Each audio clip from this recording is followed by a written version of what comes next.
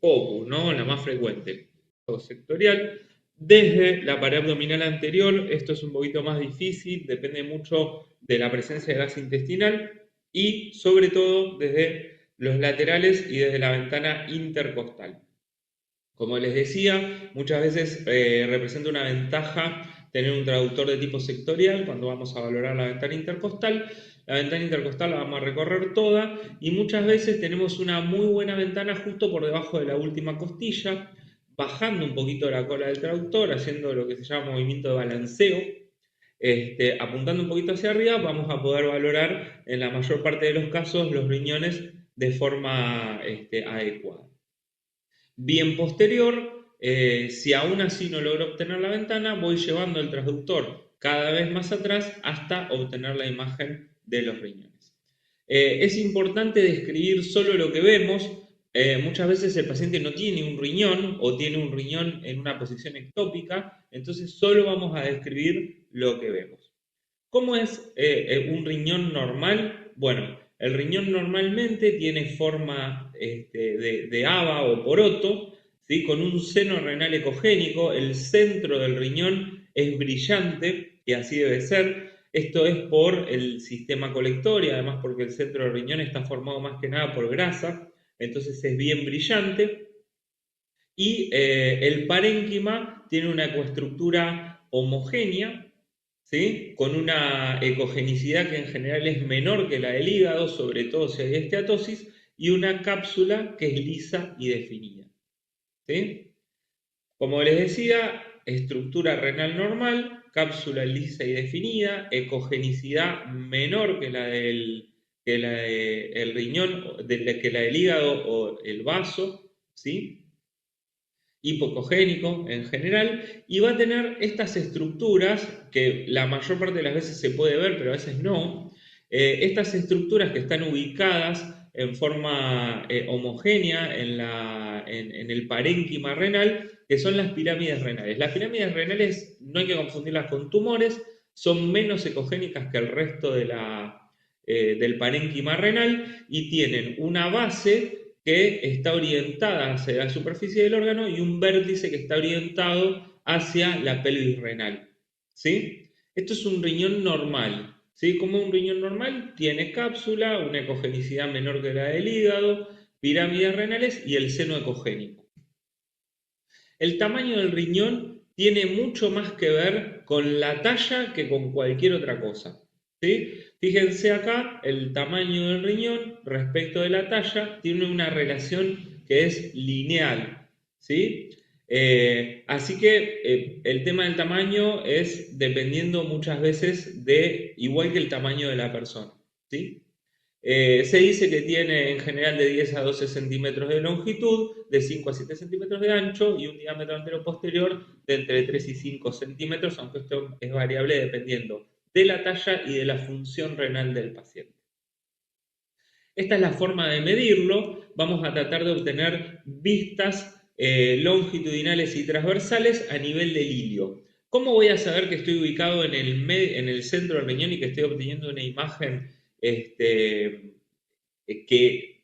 cuya medición es confiable? Bueno, porque va a tener forma de una herradura incompleta. ¿Ven que acá en esta parte no está completo? Eso es porque estoy insonando el riñón bien en el centro, bien a nivel del ilio. Entonces esta medida longitudinal va a ser la medida real del tamaño longitudinal del riñón. Y después giro el transductor en el eje ortogonal y tomo las medidas antero-posterior, ¿sí? Fíjense que acá lo mismo, veo el ilio renal, veo los vasos renales entrar y salir del ilio renal y tomo la medida antero-posterior y lateral. Con esto tengo las medidas del riñón. Aunque, como les decía, la más importante es la longitudinal. Fíjense que acá vemos las pirámides renales. ¿Cuál es la patología que puedo encontrar? Bueno, por lejos, una de las mayores utilidades que tiene el POCUS renal es la detección de uronefrosis. Sin ir más lejos, les cuento, anoche tenía a mi compañero de guardia internado en una de las camitas de terapia con un lito enclavado en un uréter, pobrecito, Y bueno, ¿qué hice? Estaba con dolor, él tiene antecedentes este, de litiasis, le apoyé el traductor, tenía dilatación del sistema pielocalicial, bueno, lo empezamos a tratar, ¿sí? Esto por citar un ejemplo cercano y de color, ¿no? Pero es algo que usamos todos los días, ¿sí? Fíjense, la dilatación del sistema colector o hidronefrosis o uronefrosis tiene la característica de cambiar la ecogenicidad del seno renal por elementos que son anecogénicos con refuerzo acústico posterior y que en la medida en que la causa de la obstrucción persiste se va haciendo cada vez más grande y va tomando estas lobulaciones que van afinando la corteza, determinando un grado de uronefrosis mucho mayor. La clasificación de la uronefrosis es variable, depende de dónde uno lo lea, ¿sí? Esta es la que a mí me resulta más interesante porque es fácil de recordarla. También hay algunas clasificaciones que es por medida, ¿sí? Hay una clasificación que es de entre 0 y 1 centímetro de dilatación del sistema colector grado 1, entre 1 y 2 centímetros grado 2, entre 2 y 3 grado 3, pero esta es la más aceptada, ¿sí? La uronefrosis leve, ¿sí? Es cuando hay una pequeña dilatación piélica, ¿sí? Sin afectación calicial. Y es el grado que se suele considerar fisiológico. En algunas situaciones fisiológicas como el embarazo o no fisiológicas como la poliuria de un diabético descompensado, también puede aparecer. Moderada, que ya implica un mecanismo obstructivo, cuando la dilatación pielocalicial es más evidente, empiezan a aparecer ramificaciones que se suelen ver a nivel de donde debería estar el seno renal ecogénico, y severa cuando esta dilatación es marcada, las dilataciones son más globulares y hay un adelgazamiento de la corteza, ¿sí? Producto de la obstrucción y el efecto de masa de la uronefrosis en sí, ¿sí? Entonces sería la forma de clasificarlo. Veamos esta imagen, acá vemos una imagen tomada con un traductor convexo, donde vemos el hígado oficiando en ventana acústica y una imagen de un riñón. No se logra definir bien lo que es el lóbulo inferior, pero vemos la dilatación pielocalicial, vemos una imagen anecogénica con refuerzo acústico posterior que reemplaza la ecogenicidad normal del seno renal y que tiene algunas lobulaciones, pero no adelgaza la corteza, una uronefrosis grado 2. ¿Sí? Acá tenemos otro ejemplo también de una uronefrosis grado 2 y es de buena práctica siempre ponerle el Doppler, ¿no? Sobre todo en lo que son las dilataciones pielocaliciales de grado más bajo, pueden ser confundidas con el hilio renal normal, sobre todo en pacientes muy delgados. Entonces, siempre es de buena práctica colocar el Doppler. Muchas veces, sobre todo cuando se sospecha uronefrosis grado 1, nos podemos llevar una sorpresita, ¿sí? Entonces, siempre ponerle Doppler antes del diagnóstico de terminar de ponerle a ese paciente la etiqueta de uronefrosis, ¿sí? Fíjense, acá se trataba de un paciente muy delgado, ¿no? Así como tenía poco tejido adiposo en todo su cuerpo, también tenía poco tejido adiposo en su riñón, en su seno renal, ¿no? Entonces, eso que podía llegar a ser interpretado como una uronefrosis en el contexto adecuado, ¿sí? Era solo el hilio renal normal. Bueno, causas de uronefrosis, todas las obstructivas, tumores de próstata, ginecológicos, uretrales, ureterales, de vejiga, coágulos, ¿sí? Ojo con las sondas traumáticas, y situaciones fisiológicas como la poliuria asociada a este, distintas patologías, cuando uno le administra manitol a un paciente con hipertensión endocraniana, la poliuria relacionada con una diabetes insípida, con una diabetes descompensada, situaciones fisiológicas como el embarazo, el reflujo vésico-ureteral en los niños también pueden ser causa de una. ¿Sí? Los cálculos también son frecuentes de encontrar cuando uno examina Los riñones, hay que saber cómo se ven igual que la vesícula, son elementos ecogénicos con sombra acústica posterior ubicados en la pelvis renal o en sus cercanías. ¿Sí? Muchas veces cuando los cálculos son muy pequeños, el único elemento que a mí me permite identificarlos es la sombra acústica posterior. Así que muy atentos a las sombras acústicas posteriores presentes en lo que es la pelvis renal, porque la ecogenicidad del lito puede estar enmascarada por la ecogenicidad en sí del seno renal normal. Y estas litiasis pueden determinar la obstrucción de una parte nada más del sistema colector renal. Fíjense la imagen del medio inferior, donde el polo renal superior está uronefrótico y el polo renal inferior no. Entonces este paciente seguramente tenga síntomas asociados a esta litiasis, pero continúe produciendo orina, ¿no? Entonces la litiasis puede dar algunas imágenes bastante raras cuando obstruye una parte del sistema colector y no todo. ¿Qué otras medidas podemos tomar dentro de lo que es el pocus renal? Las medidas del parénquima y la corteza renal son muy valoradas a la hora de diferenciar la enfermedad renal aguda de crónica. En la medida en que progresa la enfermedad renal, se van perdiendo los glomérulos. Los glomérulos van a estar ubicados en la corteza renal, por eso que la medimos, ¿no? ¿Por qué medimos la corteza renal? Porque ahí están los glomérulos, es una medida indirecta de cuánto lugar ocupan los glomérulos, ¿sí? Por eso la medición que se realiza entre la base de la pirámide renal y la corteza renal es tan valiosa a la hora de diferenciar la enfermedad renal aguda de crónica. Y la medición que se realiza entre el seno renal y la superficie del órgano, la cápsula renal, se llama medición del parénquima renal e incluye no solamente los glomérulos, sino también las porciones del sistema tubular. ¿Sí? Estas dos medidas son muy valoradas por los nefrólogos, por los clínicos, por los médicos del área de emergencias, para diferenciar antes de tener los antecedentes, antes de tener los valores de laboratorio, la enfermedad renal aguda de crónica. O la enfermedad renal crónica con una aguda sobreimpuesta, ¿no? También es otro de las situaciones posibles. Fíjense este caso, ¿no? Donde yo donde veo una corteza muy adelgazada, casi no tengo duda que este es un paciente renal crónico, pero además no veo las pirámides renales. Si no veo las pirámides renales, que es uno de los parámetros que yo uso para determinar la corteza, no la puedo medir, ¿sí? Eso es lo que se llama pérdida de la diferenciación córtico-medular y es característica no solamente de la enfermedad renal crónica, sino de la enfermedad inflamatoria aguda, como pueden ser las glomerulonefritis o la nefropatía asociada a la sepsis.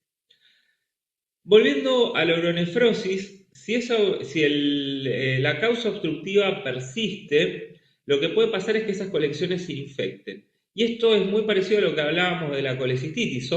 Es un órgano que es profundo y que si el paciente está séptico, está ventilado, no puede referir síntomas, muchas veces es un foco que puede pasar desapercibido. Esta imagen la encontramos en un práctico en Paraná con el doctor Walter Birns.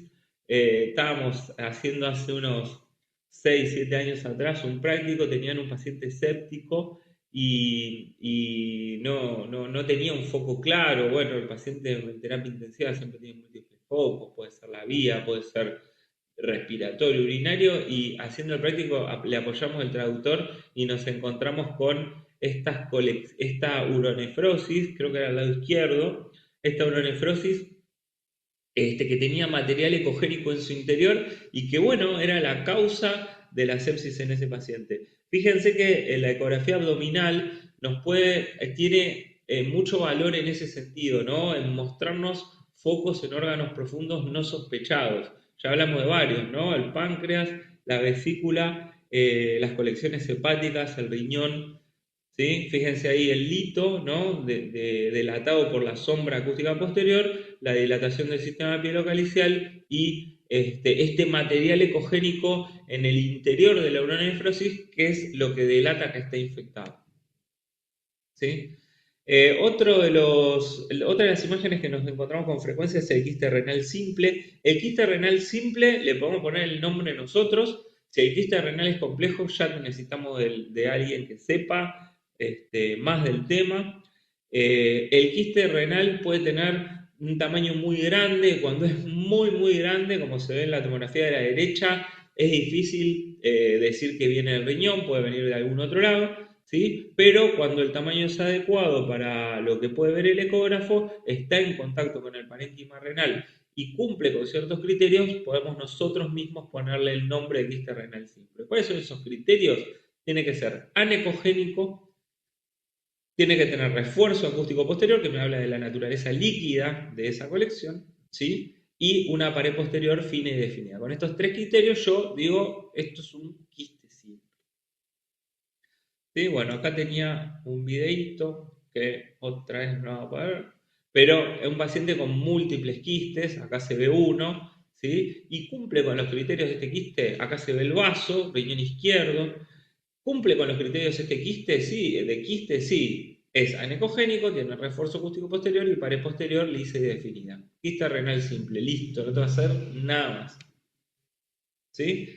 En cambio, el quiste complejo ya tiene otras características, ¿sí? Es importante caracterizarlo porque dependiendo de esa caracterización es el porcentaje de malignidad que puede tener. Esta clasificación es la clasificación de Bosniak, que es una clasificación tomográfica, ¿sí? Pero que nos ayuda a identificar las características de los quistes que también ecográficamente me pueden hacer sospechar de malignidad y derivar al especialista o pedir una tomografía. ¿Sí? ¿Cuáles son? Engrosamiento parietal, heterogeneidad, irregularidad de la pared, contenido heterogéneo, tabiques más o menos gruesos.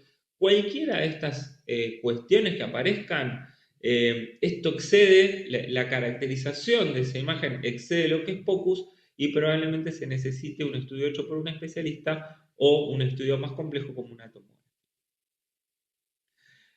Dos palabritas de vejiga. La vejiga es un órgano que también parece estar hecho para ser insonado porque cuando está llena de líquido, entonces es muy fácil verla y ver las paredes y está en contacto con la pared abdominal anterior, así que la vamos a poder ver muy bien. Está en relación con el útero y el cuello uterino en la mujer, por delante del útero y el cuello en la mujer y por encima de la próstata en el hombre. ¿Sí? Los beneficios del ultrasonido vesical son poder determinar el volumen sin invadirle, es muy fácil y reproducible y además nos permite controlar el posicionamiento de una sonda vesical. Nos vamos a ubicar con el traductor correspondiente justo por encima del hueso del pubis, ¿sí? Y vamos a inclinar el traductor con la cola hacia la cabeza del paciente para poder hacer que la onda de ultrasonido penetre en la pelvis e insone los órganos como la vejiga, que es un órgano intrapélvico. ¿Sí? Bien.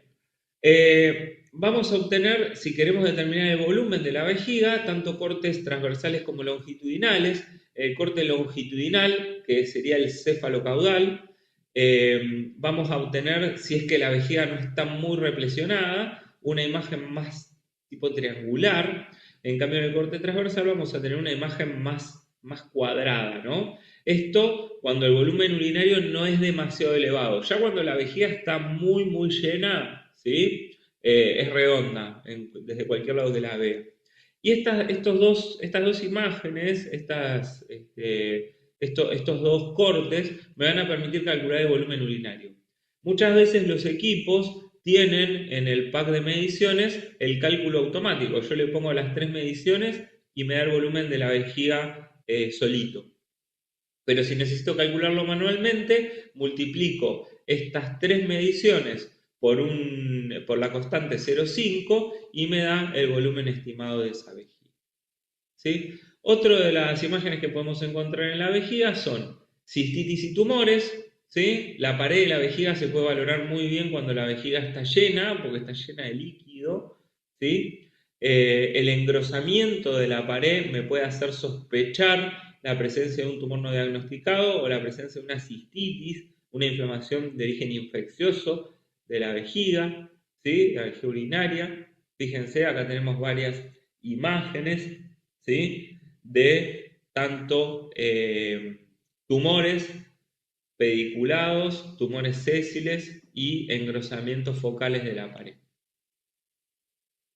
Litiasis, las litiasis también son frecuentes de encontrar dentro de la vejiga, ¿sí? Tienen las mismas características que la litiasis en otras regiones anatómicas, ecogénicas con sombra acústica posterior, ¿sí? Pueden llegar a ser muy grandes. Esta litiasis tenía el tamaño de una pelota de golf, ¿sí? 5 centímetros de grande. Fíjense lo que es esto, ¿no? Este paciente nos confundió bastante porque no entendíamos qué tenía ahí adentro, ¿no? Era tan grande la litiasis que no entendíamos qué tenía hasta que nos dimos cuenta que era eso, ¿sí?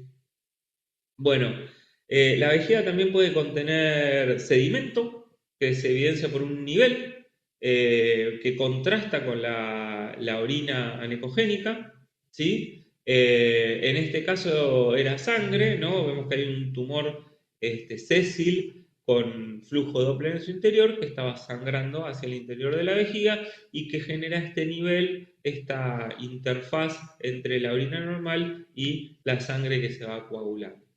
¿Sí? Fíjense, otro casito donde había un sangrado, en este caso fue por una colocación de una sonda, ¿no? Que se generó un sangrado que se fue acumulando de forma retrógrada hacia la vejiga y generó esta imagen de coágulos, ¿sí? En el fondo vesical. Y este videito sí se puede ver, esto lo tenemos que identificar siempre, esto es básico, ¿sí? Poder identificar el balón de una sonda Foley. Y acá, identificar esta imagen me da dos datos, no solo uno. Primero, que la sonda está bien colocada. Y segundo, que el paciente no tiene un globo, porque tranquilamente puede ser que esta sonda esté obstruida y ver la sonda, el balón de la sonda Foley y alrededor lleno de orina, ¿sí? En un paciente oligúrico, bueno, ¿qué me está diciendo esto? Bueno, que la sonda está tapada. Esto evita un montón de recambios innecesarios de sondas vesicales, ¿sí? La exploración ecográfica básica es parte hoy de la semiología básica de lo que es el tracto urinario en la oliguria y el posicionamiento de una sonda vesical, ¿sí? Así que prácticamente obligatorio. Dos palabritas del vaso. El vaso es un órgano que siempre tenemos que ver, sólido, que ocupa el hipocondrio izquierdo, justo por debajo del diafragma. Está en íntima relación con el estómago, el páncreas y el ángulo esplénico del colon. Parece una media luna, ¿sí? Es como un mini hígado ubicado a la izquierda. Tiene una ecogenicidad similar a la del páncreas, forma de semiluna, superficie lisa. Y muchas veces nos permite, como ventana acústica, insonar la cola del páncreas. Volviendo a las primeras partes de la clase, ¿se acuerdan que habíamos hablado de la vena esplénica, ¿no? Que pasa por detrás del páncreas. Bueno, la vena esplénica recoge la sangre del vaso, ¿sí? La lleva a la vena porta y muchas veces ese mismo vaso puede hacer de ventana acústica para lo que es la cola del páncreas, que en general queda oculta en la ventana epigástrica por el aire del estómago. Está en íntima relación con el riñón izquierdo y tiene una interfaz que se denomina espacio espleno-renal y es uno de los recesos peritoneales que evaluamos cuando realizamos ecografía FAST. Suele medir 13 centímetros, 12 a 13 centímetros de longitud por 6 centímetros de ancho. La forma de medirlo es obtener una imagen en el eje longitudinal del órgano, viéndolo de polo a polo y midiéndolo de extremo a extremo. Este valor se acepta que no debe superar los 12 centímetros. Por encima de eso es una esplenomegalia. Y esta es una imagen que me gustaría que la recuerden porque no se suele ver y y no es y hay que tenerla en la cabeza, porque si no uno se puede confundir esta estrellita negra con otra cosa. Esto es un vaso accesorio, así se ve un vaso accesorio, además de la esplenomegalia que tenía este paciente, tenía un vaso accesorio. Fíjense una cosa, acá el vaso no me entraba en la pantalla. Entonces, ¿qué hice? Bueno, me imaginé más o menos por dónde pasaba el borde y medí hasta ahí. Esto nos pasa seguido. Obviamente no hay que exagerar, no hay que abusar de esto, ¿no? Ni exagerar. Pero muchas veces nos pasa que nos quedó un bordecito afuera, bueno, medimos hasta ahí. De todas maneras, la esplenomegalia estaba presente. Y el vaso accesorio ni hablar.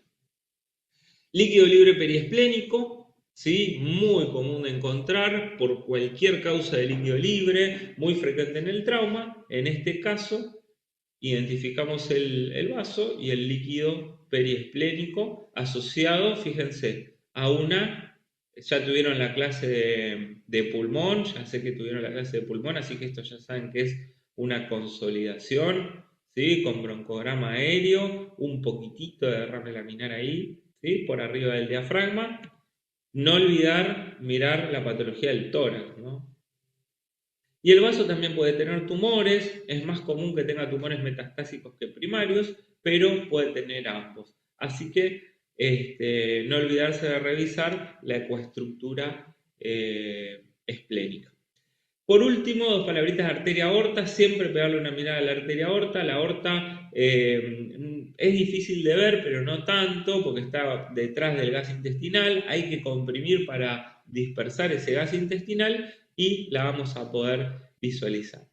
Tanto en los ejes longitudinal como transversal, aproximadamente a la altura, la voy recorriendo, aproximadamente a la altura del ombligo se bifurcan ambas arterias ilíacas e incluso puedo seguir cada una de las arterias ilíacas para valorarlas de la misma manera que se valoran la arteria aorta.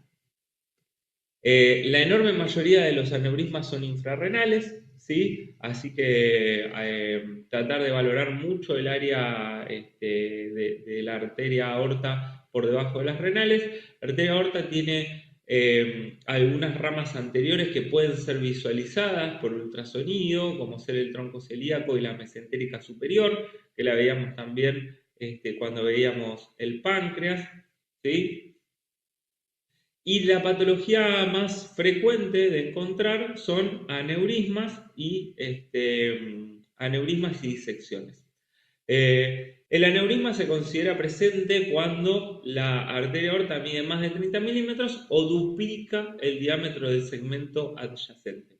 Si vemos esta imagen que está a la derecha, claramente se ve cómo hay una dilatación, ¿sí?, de la arteria aorta. En este sector es donde se suelen acumular trombos que, si se desprenden, pueden llegar a determinar una obstrucción arterial aguda a nivel distal de una femoral o de alguna de sus ramas, ¿sí? Por eso es importante saber que están presentes y diagnosticarlos, ¿sí? Un aneurisma aorta abdominal, acuérdense, si lo van a medir, que hay que medirlo desde el borde externo a borde externo, porque el interior puede ser parte del trombo, ¿sí? Aneurisma de aorta abdominal con trombo mural. ¿Sí? Por último, siempre estar atentos a la presencia de elementos ecogénicos lineales en el interior de la aorta que pueden llegar a determinar. Esta es una paciente que tuvimos también en campo